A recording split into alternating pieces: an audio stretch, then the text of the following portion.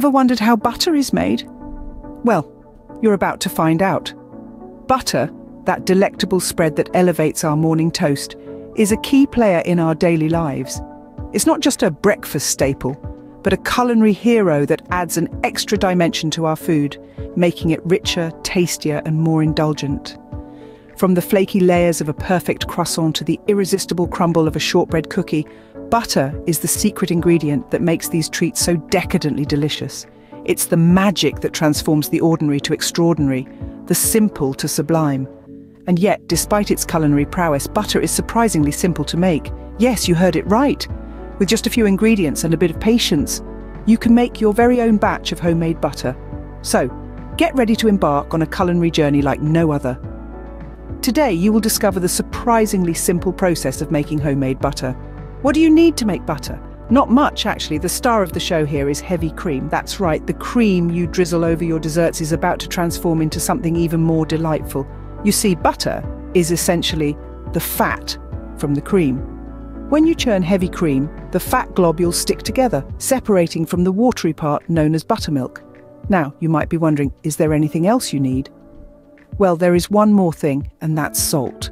Adding salt not only enhances flavour, but also helps in preserving the butter, allowing you to enjoy it for a longer period. So, just to recap, all you need is some heavy cream and a pinch of salt.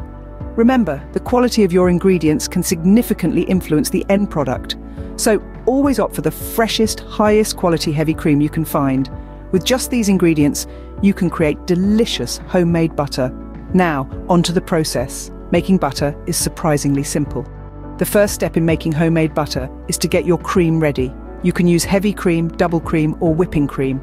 Each type of cream will give a different texture and taste to the butter. So, feel free to experiment and see which one you prefer. Next, you'll need to pour the cream into a jar or a blender. If you're using a jar, ensure it has a tight-fitting lid. You don't want cream splashing all over the place as you shake it. If you're using a blender, make sure it's clean and dry before you begin. Now here's a critical part. You must leave enough space for the cream to move around. If you fill the jar or blender to the brim, the cream won't have the room it needs to churn and transform into butter. As a rule of thumb, fill only about 1/3 of the jar or blender with cream. Once you've poured the cream, it's time to start the churning process. If you're using a jar, secure the lid tightly and start shaking. If you're using a blender, set it to a medium speed. The key here is consistency. Keep going until you see the cream thickening and forming clumps. Remember, patience is key. This process can take anywhere from 10 to 20 minutes, depending on how vigorously you shake the jar or the speed of your blender. But trust me, it's worth the effort.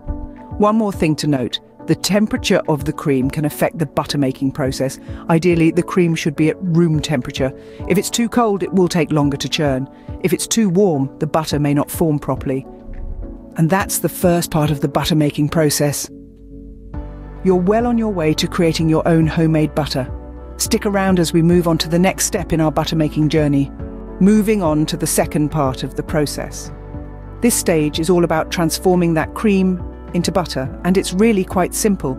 All you need to do is shake or blend the cream until it separates. Yes, you heard it right. The method couldn't be simpler or more hands-on. If you're using a jar, make sure the lid is on tight and start shaking. A good rhythm can help make this process more enjoyable, almost like a workout. If you're using a blender or food processor, start at a low speed and slowly increase as the cream thickens. As you shake or blend, the cream will go through several stages. It'll first thicken into whipped cream. Keep going because we're not making dessert here. You'll soon notice the texture changing again. It's the magical moment when the cream takes on a grainy texture and begins to separate. This is the butter starting to form.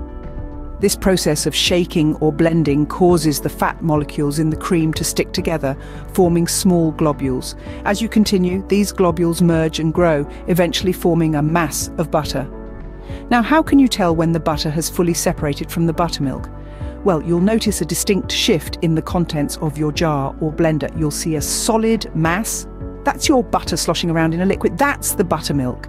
The colour of your butter can range from a pale yellow to a deep gold, depending on the cream you used. It's important to remember that this process takes time, and a little bit of elbow grease if you're shaking by hand.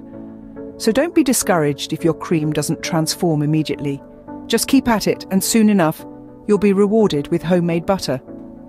That's the second part of the process, and you're almost there. On to the final part of the butter making process. After all the shaking and churning, we've finally arrived at the moment of truth. You should now have a solid mass that's starting to resemble butter, but before we can call it butter, we have a couple more steps to follow. First, we need to drain off the buttermilk.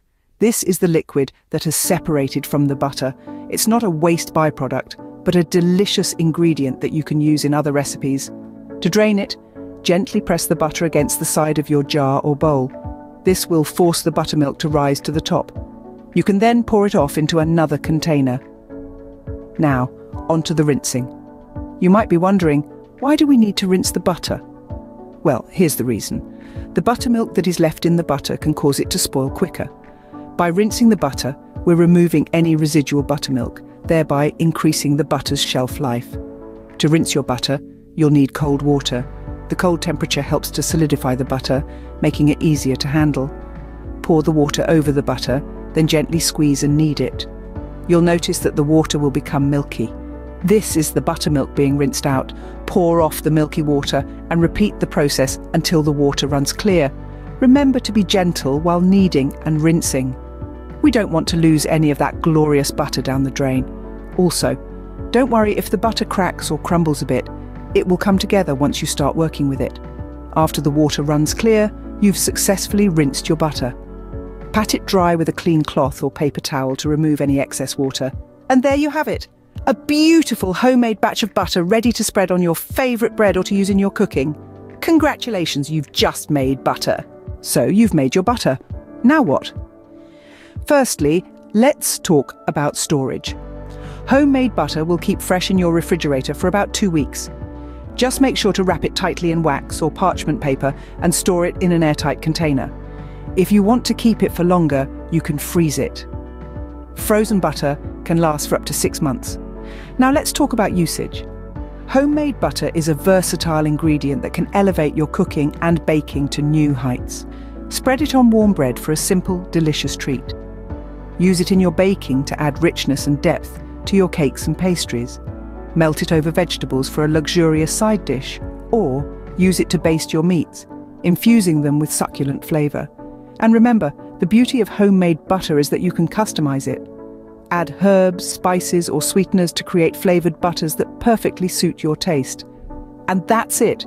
You now know how to make butter at home. Let's quickly summarise the butter making process. We began with the most basic ingredient, cream, which we then churned vigorously. This churning separated the butterfat from the buttermilk, culminating in the creation of our homemade butter. The process, though seemingly simple, is a testament to the magic of kitchen science. It's not just about the end product, but the journey of transformation from cream to butter. It's a satisfying, hands-on experience that allows us to connect with the food we eat in a unique way. Making butter at home is not just about the end result, but also the process. It's a fun, simple, and rewarding kitchen adventure that anyone can embark on. It's about taking an everyday ingredient and turning it into something extraordinary. So, the next time you run out of butter, why not make it yourself? It's easy, fun, and incredibly satisfying. Thank you for joining us on this buttery journey.